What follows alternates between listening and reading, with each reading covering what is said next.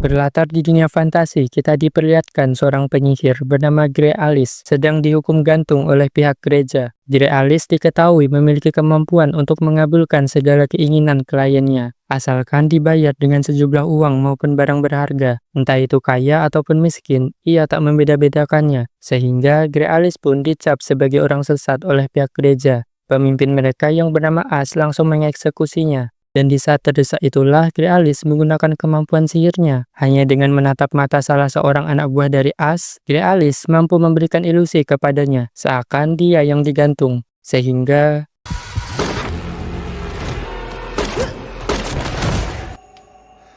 alhasil Grey Alice dapat kabur untuk sementara waktu. As pun memerintahkan para anak buahnya untuk menangkapnya. Akan tetapi Grey Alice dapat dengan mudah mengalahkan mereka semua. Tinggal menyisakan As seorang, yang pada akhirnya As pun tertangkap. Alih-alih langsung membunuhnya, Grey Alice memutuskan untuk menggantung As sebagai balasan atas perbuatannya tadi. Saat berjalan keluar, Grey Alice disambut dan disoraki oleh para budak di sana karena telah berhasil menghindari eksekusi dari pihak gereja. Di sisi lain, kita diperlihatkan seorang pria tengah dibegal oleh sekelompok preman. Namun tanpa disangka, pria itu bukanlah orang sembarangan. Dengan menggunakan 2 senapan dan seekor ular peliharaannya, dalam sekejap ia dapat meratakan mereka semua.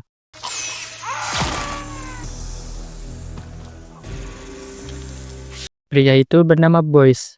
Scene beralih ke sebuah menara tinggi tempat Grey Alice tinggal. Di situ, Grey Alice memberi sebuah koin kepada seorang nenek buta kenalannya, yang rupanya nenek tersebut tahu jika itu ialah Grey Alice. Dikarenakan di dunia yang diambang kehancuran itu, cuma Grey Alice lah yang masih suka berbuat kebaikan. Beberapa saat kemudian, Grey Alice kedatangan seorang ratu di negeri itu, bernama Melange, untuk meminta Grey Alice mengabulkan keinginannya. Ratu Melange ingin memiliki kekuatan pengubah bentuk menjadi manusia serigala, dan sebagai imbalannya ia memberinya sekantung uang penuh berisi koin. Grey Alice yang memiliki slogan untuk tidak menolak permintaan siapapun, kemudian menyetujui permintaan sang ratu. Ia lalu meminta Ratu Melange untuk memberinya waktu beberapa hari, untuk ia dapat memburu manusia serigala untuk diambil kekuatannya, dan menyerahkannya kepadanya.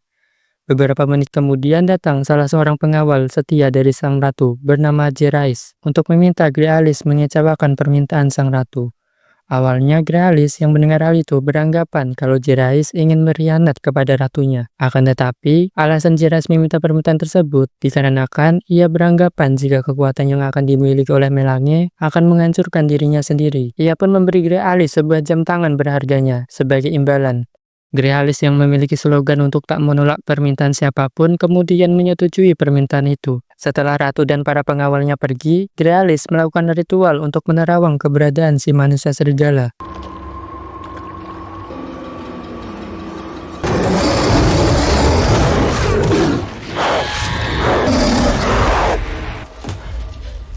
Di istana diperlihatkan suami Melange alias si raja tengah sakit-sakitan, sementara Melange sendiri malah selingkuh dengan Boyce. Beberapa waktu kemudian Grey Alice mendatangi sebuah bar untuk menemui Boyce, yang rupanya Boyce merupakan seorang pemburu sekaligus pemandu yang sering berpergian ke luar kota. Tujuan Grey Alice datang ke tempat itu yakni meminta Boyce untuk mengantarkannya ke sebuah tempat bernama The Lost Land atau Tanah yang Hilang, tempat yang sudah lama ditinggalkan manusia dikarenakan tempat itu telah dihuni oleh banyak makhluk mistis. Dan tujuan ia datang ke tempat itu yakni untuk memburu manusia serigala sebelum terjadi bulan purnama. Lalu jika Boyce mau mengantarkannya, ia akan memberikannya sejumlah uang dan sebuah jam tangan milik Jerais sebelumnya.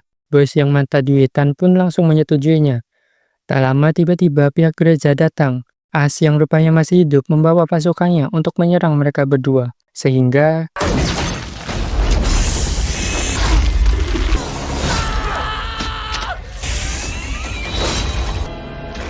untungnya Grey Alice dan Boyce dapat kabur dari mereka.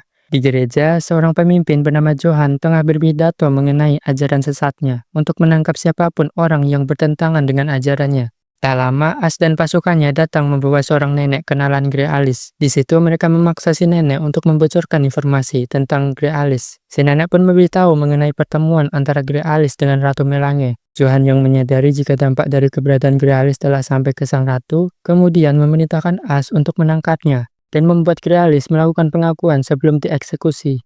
Di sisi lain terlihat Grey Alice dan Boyce tengah beristirahat di suatu tempat dikarenakan hari mulai gelap. Saat tertidur, Gralis tiba-tiba terbangun dan mendapati Boyce membawa sebuah pisau. Dikira Boyce ingin menghabisinya, namun rupanya Boyce hendak menyelamatkannya dari serangan kalajengking.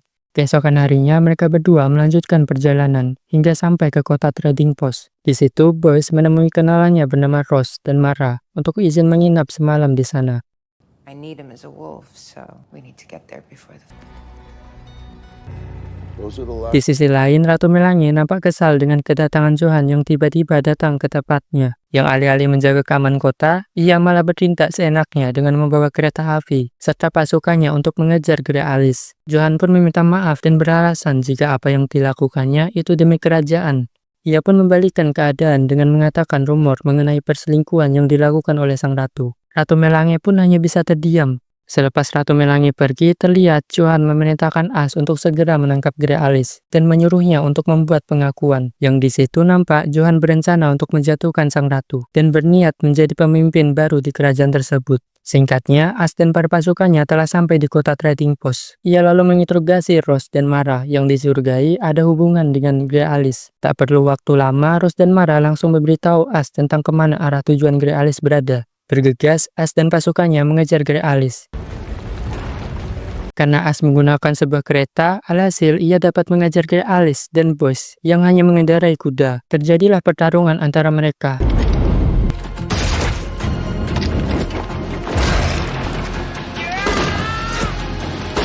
Karena jumlah pasukan As terlalu banyak, Gralis dan Boyce memutuskan kabur dari tempat itu dengan menyeberangi lembah menggunakan bis jantung yang terikat di kedua sisi lembah.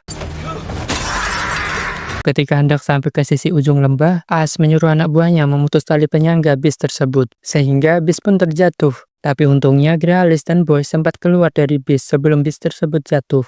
As kemudian membidik mereka menggunakan sniper jarak jauh dan mampu mengenai Boyce. Gralis pun tak tinggal diam. Dengan menggunakan sihirnya, Gralis dapat memberikan ilusi kepada As, sehingga ia dan Boyce dapat kabur dari As dan pasukannya. Pada malam harinya, mereka berdua istirahat sejenak sambil mengobati Boyce yang terkena luka tembakan dari As. Di sisi lain terlihat Ratu Melange bersama seorang bidan untuk mengecek kandungannya. Ya nampaknya Ratu Melange tengah hamil hasil hubungan perselingkuhannya dengan Boyce. Karena ia telah memiliki janin di kandungannya, ia pun dengan kejam menghabisi sang raja yang sudah tak berdaya disebabkan umur dan penyakit yang dideritanya. Kembali ke Gralis dan Boyce yang melanjutkan perjalanannya, dikarenakan As dan pasukannya hampir mengejar mereka. Mereka berdua pun memutuskan untuk bersembunyi sebelum matahari kembali terbenam. Tak lama mereka tiba-tiba diserang oleh sekumpulan monster yang memiliki kelemahan terhadap api. Para monster tersebut terlihat kesulitan melawan mereka berdua. Sampai akhirnya muncul pemimpin dari monster tersebut yang menerkam Gralis.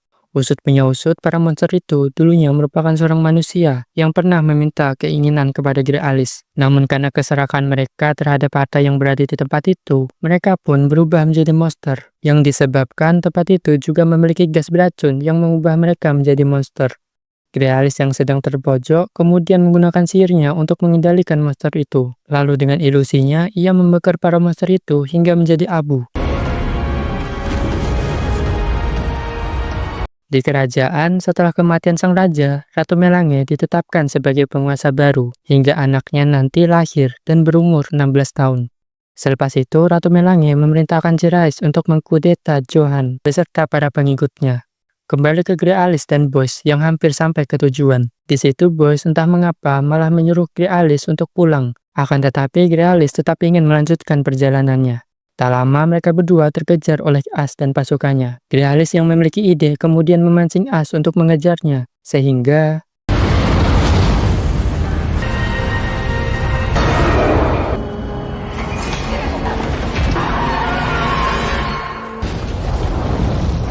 As dan pasukannya pun mati. Sementara di gereja, Johan dan anak buahnya dihabisi oleh Gralis dan pasukannya. Kembali ke Gralis dan Boyce yang telah sampai di tujuan. Di situ lagi-lagi Boyce menyarankan Gralis untuk pulang dan pergi dari tempat ini sebelum terjadi bulan purnama. Namun Gralis tak mau mendengarkannya.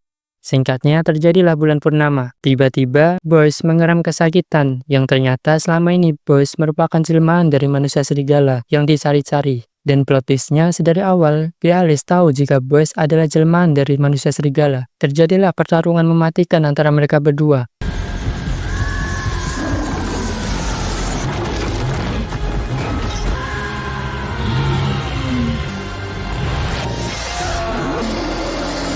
Pada akhirnya, Grealis dapat mengalahkan Boyce.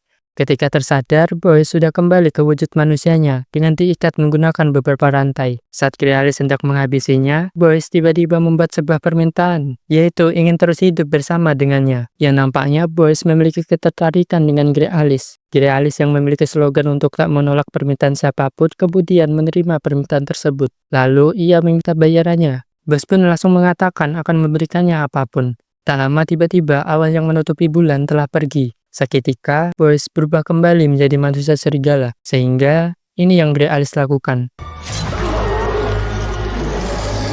Keesokannya terlihat Grealis mengubur tubuh Boyce lalu pergi meninggalkan tempat tersebut dengan membawa kulit manusia serigala. Singkat cerita, Grealis telah pulang ke kotanya dengan disambut oleh para budak yang terkejut melihatnya masih hidup. Sehingga para budak itu pun termotivasi, lalu melakukan pemberontakan terhadap kerajaan yang suka menindas mereka. Grealis kemudian menemui Jaehaerys yang nampak kesal karena melihatnya membawa kulit serigala untuk sang ratu, dan tak mengabulkan keinginannya untuk mengecewakan sang ratu. Namun di sini Grealis mengatakan jika ia juga mengabulkan keinginannya, yaitu untuk mendapatkan sang ratu, dan mengatakan jika kulit serigala yang ia berikan merupakan kulit Boyce, selingkuhan dari Ratu Melange yang telah ia bunuh, sehingga Jaehaerys pun dapat menerimanya, lalu menyerahkan kulit tersebut kepada Ratu Melange. Ratu Melange yang mendengar jika kulit tersebut merupakan kulit Boyce kemudian menangis histeris. Menyadari Jaehaerys telah mengkhianatinya, ia pun langsung menghabisinya.